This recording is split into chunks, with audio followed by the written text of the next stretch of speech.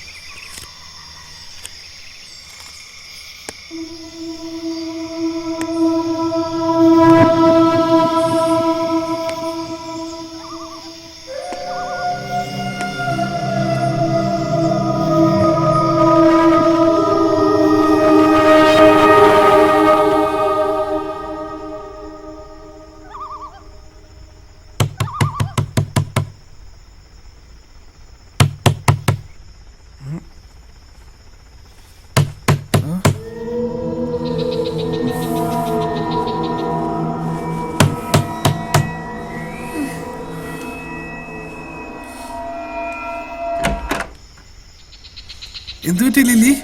John, അവിടെ ആൽബി. ആൽബി, ആൽബി, വാ നോക്കാം.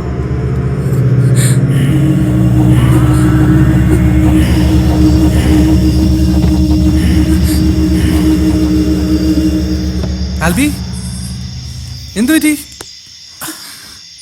അറിയില്ല ജോൺ, പെട്ടെന്ന് എന്തോ തലകറങ്ങുന്ന പോലെ തോന്നി. വാ എണീക്ക്,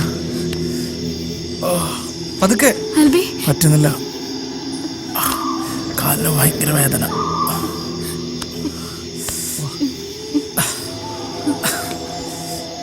നീ കുറച്ചു നേരം ഒന്ന് റിലാക്സ് ചെയ്യേ. എനിക്ക് കുഴപ്പമില്ല, ഞാൻ ഓക്കെയാണ്. നീ അവനെയും കൂട്ടി മുറിയെ പോയി ചെന്ന് കിടക്ക്. പോയിക്കോ, ചെല്ല്, ഞാൻ ഓക്കെയാ.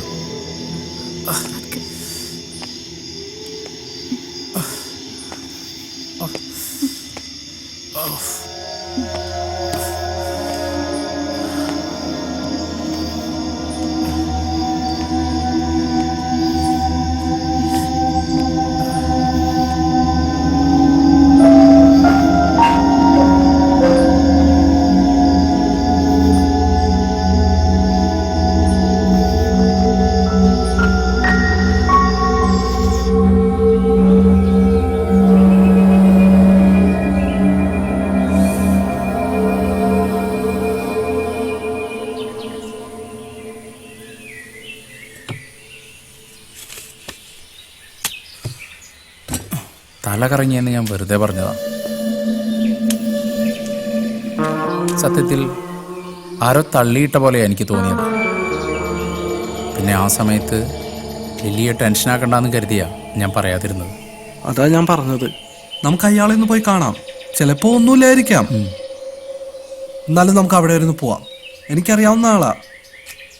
നിനക്കറിഞ്ഞൂടെ ജോണെ, എനിക്കിതിലൊന്നും വലിയ വിശ്വാസമില്ല. ഇതിലെന്താ ഇനി ഇത്ര ആലോചിക്കാൻ? നമ്മൾ രണ്ടുപേരും കൂടി അങ്ങോട്ട് പോകുന്നു, ജസ്റ്റ് നമുക്ക് അനുഭവപ്പെട്ട കാര്യങ്ങൾ അദ്ദേഹത്തോട് പറയുന്നു, അത്ര തന്നെ. He's A professor. ശരി, നീ എന്തായാലും പറഞ്ഞതല്ലേ, നമുക്ക് അവിടെ ഒന്ന് പോവാം.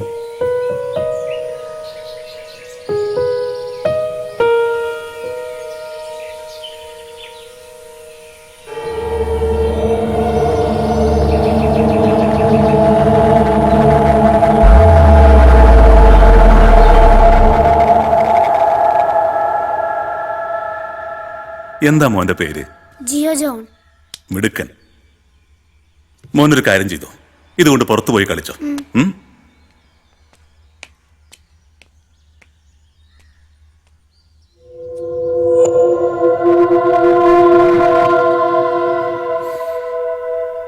ജോൺ പറയൂ.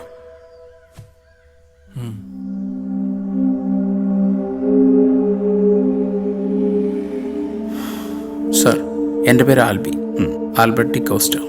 ഞാനും എൻ്റെ വൈഫും ഞങ്ങളുടെ പുതിയ ബംഗ്ലാവിലേക്ക് താമസം മാറിയിട്ട് ഏകദേശം 2 മാസത്തോളമായി. വളരെ പോസിറ്റീവായിരുന്ന ഒരു അന്തരീക്ഷമായിരുന്നു അവിടുത്തെ. ഒരു 2 ആഴ്ച മുമ്പ് എനിക്കൊരാവശ്യത്തിനായി ബാംഗ്ലൂർ വരെ ഒന്ന് പോകേണ്ടി വന്നു. പോയി തിരിച്ചു വന്ന ഞാൻ ആദ്യം കേട്ട വാർത്ത പ്രഗ്നൻ്റ് ആയിരുന്ന എൻ്റെ വൈഫ് അബോഷനായെന്നാണ്. അതിനുശേഷം അവൾ ഒരുപാട് മാറി. ആ ഒരവസ്ഥയിലുണ്ടായൊരു മാറ്റം എനിക്ക് മനസ്സിലാക്കാം. പക്ഷേ ആ ഒരു സംഭവത്തിന് ശേഷം ആ വീട്ടിൽ ഞാനൊന്നും സമാധാനമായി ഉറങ്ങിയിട്ടില്ല.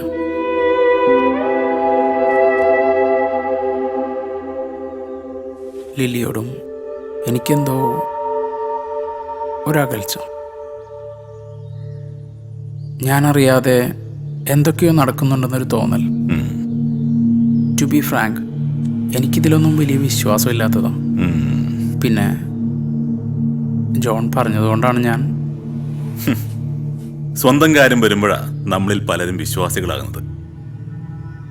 ഇതൊക്കെ എൻ്റെ തോന്നലാണോ അതോ എനിക്കൊന്നും മനസ്സിലാവുന്നില്ല. ആ വീട്ടിലിപ്പോ നിങ്ങൾ എത്ര പേരുണ്ട്? 2 പേര്, ഞാനും എൻ്റെ വൈഫും. ഒരു കാര്യം ചെയ്യും, ഇതിൽ നിങ്ങളുടെയും ഭാര്യയുടെയും പേരും ഡേറ്റ് ഓഫ് ബർത്തും എഴുതും.